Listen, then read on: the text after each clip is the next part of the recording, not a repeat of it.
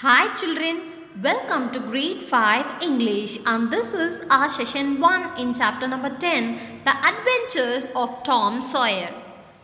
And before getting into our story, let's learn some new words. Intimidate, frighten or overawe, especially in order to make them do what one wants. Fetter, a chain or manacle used to restrain a prisoner, typically placed around the ankles. Antelope, a deer-like animal. Vague, uncertain, unconscious, not aware of or responding to one's environment. Diligence, to carry out a task with care. Odious, extremely unpleasant. Aggravated, made more severe in recognition of the seriousness of an offense. Adherent, someone who supports a particular party, person, or set of ideas. Disdain, the feeling that someone or something is unworthy of one's consideration or respect.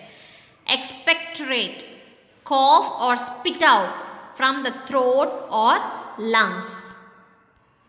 And I hope you are clear with all these new words. Now we are moving on to our Did You Know part. Mark Twain was the pen name of Samuel Langone Clemens.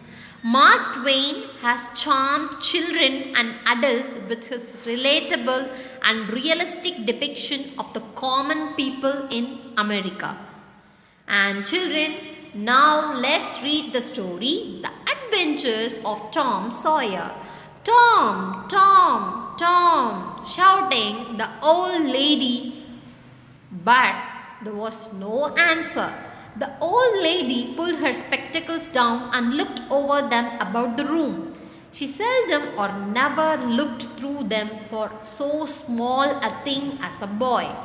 They were her state pair, the pride of her heart, and were built for style, not service. She could have seen through a pair of stove lids just as well.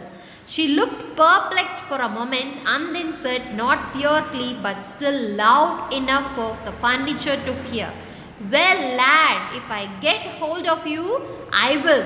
She did not finish, for by this time she was bending down and punching under the bed with the broom in search of the boy named Tom. So she needed breath to punctuate the punctures with. She resurrected nothing but the cat. I never did see the beat of that boy. She went to the open door and stood in it and looked out among the tomato vines in the garden. "No, Tom." So she shouted, "You, Tom." There was a slight noise behind her and she turned just in time to seize a small boy by the slack of his roundabout and arrest his flight. "There, I might have thought of that closet. What you have been doing in there?" "Nothing." "Nothing? Look at your hands and look at your mouth. What is that track?"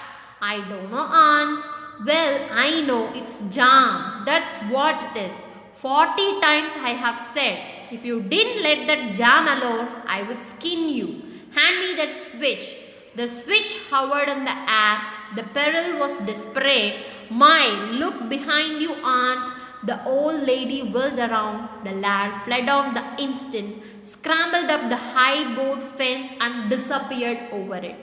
His Aunt Polly stood surprised a moment and then broke into a gentle laugh. Tom was Aunt Polly's own dead sister's boy. She loved him thoroughly and didn't have the heart to lash or hurt him. Somehow, but every time she let him off, her conscience hurt her. So this time, to punish him, she set in to work on a Saturday afternoon.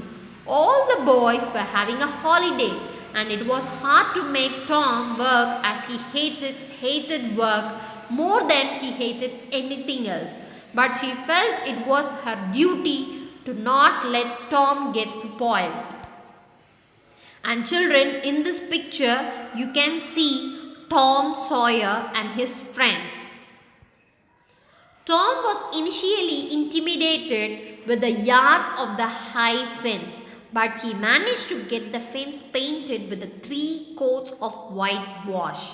What Aunt Polly did not realize when Tom reported that the painting was done was that he had, through his ingenuity and persuasiveness, outsourced the entire work to the village boys. Besides loafing around the whole afternoon, he had also collected little treasures of them for getting an opportunity to do the work. On Monday morning, however, Tom was miserable. Monday morning always found him so because it began another week's slow suffering in school. He generally began the day with wishing he had had no intervening holiday. It made the going into captivity and fetters again so much more odious. Tom lay thinking. Presently, it occurred to him that he wished he was sick and then he could stay home from school. Here was a vague possibility of getting sick. He canvassed his entire body, no ailment was found, and he investigated again. This time he thought he could detect colicky symptoms, that is, stomach pain. He began to encourage them with considerable hope, but they soon grew feeble and presently died wholly away. He reflected further. Suddenly, he discovered something. One of his upper front teeth was loose. This was lucky. He was about to begin to groan as a starter, as he called it, when it occurred to him that if he came into the court with that judgment, his aunt would pull it out and that would hurt. So he thought he would hold the tooth in reserve for the present and seek further. Nothing offered for small little time. And then he remembered hearing the doctor tell about a certain thing that laid up a patient for 2 or 3 weeks and threatened to make him lose a finger. So the boy eagerly drew his sore toe from under the sheet and held it up for inspection.